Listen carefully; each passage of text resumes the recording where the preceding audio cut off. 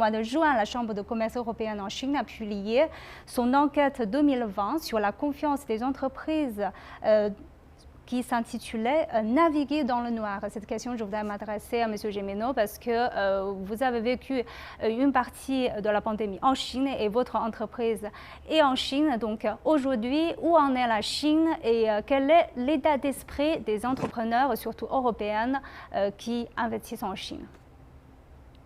Je trouve que la Chine se porte très bien. D'abord, quand vous regardez les chiffres des croissances du deuxième et du troisième trimestre, ils sont positifs et en accélération. Mais au-delà de ça, quand je regarde auprès de moi, quand je regarde mon entreprise, quand je regarde l'évolution de l'activité de la plupart des entreprises en Chine, je constate que depuis les mois d'avril, on est à des niveaux d'activité semblables à ceux de 2019 et depuis l'été, on profite des taux de croissance assez considérables. Donc, pour la plupart des entreprises, en tout cas pour ceux que je connais, j'ai une vision assez large de la Chine.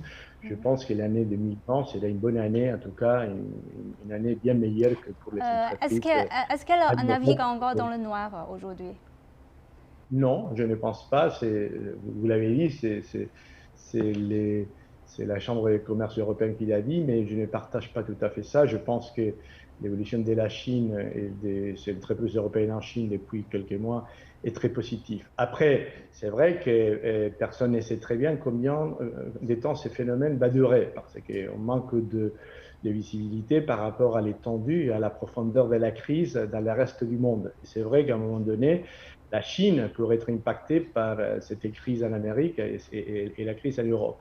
Mais aujourd'hui, tant que je puisse voir, le marché intérieur est très dynamique, il est poussé par des leviers de croissance très importants, très structurels, et qui font partie de la transformation profonde du modèle économique de la Chine. Donc, franchement, je ne pense pas qu'elle navigue dans les noirs, pas du tout. Et ce n'est pas une opinion isolée. Moi, je fais partie de pas mal de forums dans lesquels je discute avec beaucoup des collègues. Et aujourd'hui, la Chine est très bien orientée avec l'incertitude du commerce mondial. Encore une fois, si on savait comment les choses vont évoluer en Amérique et en Europe, on pourrait savoir un peu plus comment la Chine fera. Mais en tout cas, la partie domestique de la Chine, la partie relative au marché intérieur est très dynamique. Et comme je vous l'ai dit tout à l'heure, il y a une volonté forte de la Chine de se tourner vers ces marchés intérieurs qui, quelle que soit la situation dans le reste du monde, devra rester porteur de croissance. Je voudrais m'adresser à M. De Witt. Qu'est-ce qu'on s'attend de l'économie chinoise? Parce que maintenant, récemment, il y a le nouveau plan pour les 5 prochaines années, il y a des nouvelles lignes directrices économiques. Donc, qu'est-ce qu'on s'attend et quelles sont les opportunités et les défis pour les entreprises européennes aujourd'hui en Chine? Bien, Madame Ma, je pense que d'abord, quand on lit les publications, on constate qu'on prévoit une croissance au-delà de 8% pour l'année prochaine en Chine, ce qui est impressionnant quand on compare avec le reste du monde. La Chine a réussi, je pense, à passer outre le Covid et la crise du Covid et est maintenant reparti sur sa trajectoire que l'on a connue précédemment. On constate également que l'industrie manufacturière en Chine n'a jamais aussi bien marché qu'actuellement. C'est aussi un signe. Et vous l'avez dit, le plan quinquennal est important parce que le plan quinquennal, il prévoit certes un remplacement de la croissance économique rapide par une croissance qualitative.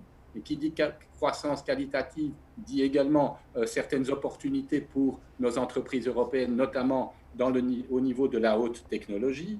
On prévoit aussi la poursuite de la réforme du marché. Poursuite de réforme du marché, ça veut dire meilleure accession au marché chinois pour des entreprises étrangères, donc plus d'opportunités. Le plan quinquennal prévoit aussi des mesures importantes en matière de lutte contre le réchauffement climatique. Là aussi, nos entreprises européennes, avec la technologie qu'ils ont pu développer, ont des opportunités sur le marché chinois dans tout ce qui est vert, si je puis dire.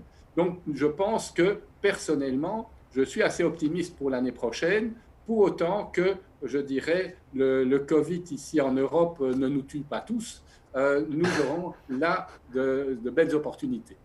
aujourd'hui, on voit qu'il y a beaucoup d'opportunités qui s'ouvrent. Quels sont les conseils pratiques qu'on peut donner aux entreprises qui souhaitent investir en Chine? Quels sont les défis? Quels sont les doivent faire et ne doivent pas faire?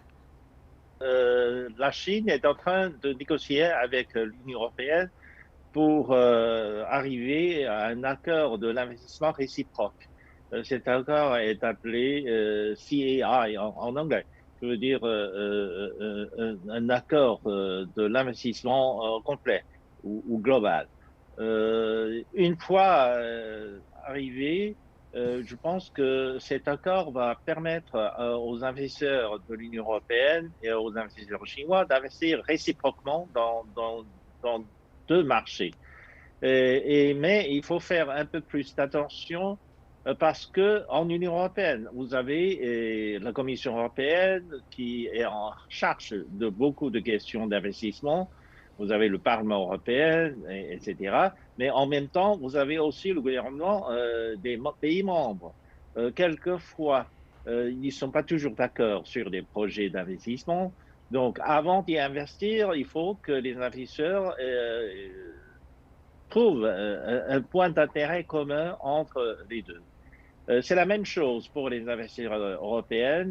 Quand ils veulent investir en Chine, il faut faire des comparaisons parce qu'en Chine, bien sûr, le gouvernement central est beaucoup plus puissant que Bruxelles, mais tout de même, le gouvernement central de Pékin doit négocier aussi avec les gouvernements de province pour savoir si les types d'investissement rentrent aussi dans l'option nationale.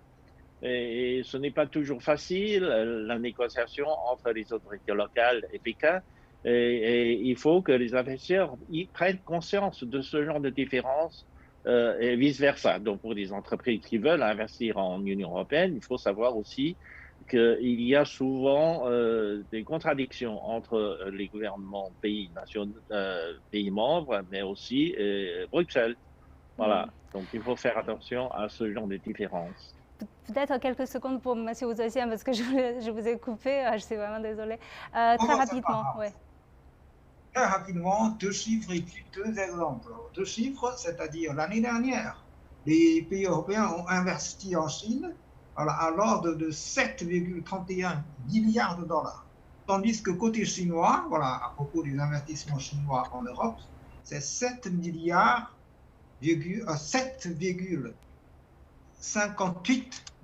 Vous avez, il y a quand même des investissements réciproques très importants. Alors, deux exemples.